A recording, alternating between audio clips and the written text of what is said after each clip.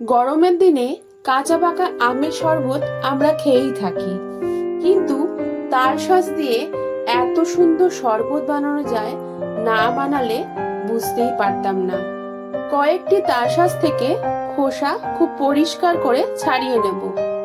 তালশাঁসগুলোর খোসা ছাড়ানোর পর আমি একটা মিক্সার গ্রাইন্ডারে তালশাঁসগুলো অ্যাড করে দিলাম। এবার পরিমাণ মতো বিট লবণ অ্যাড করে দিলাম, সাথে পরিমাণ মতো চিনিও অ্যাড করে দিলাম। তালশাঁসের পেস্টটা ঘনত্ব আনার জন্য পরিমাণ মতো জল অ্যাড করে দিলাম। এবার একটা পাতিলেবুর রসও অ্যাড করে দিলাম।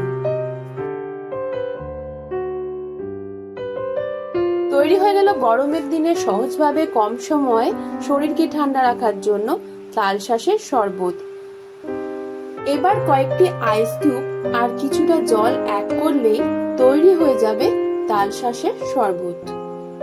এইভাবেই খুব কম সময়ের মধ্যেই একদিন বানিয়ে নিতে পারেন তালশাঁসের শরবত।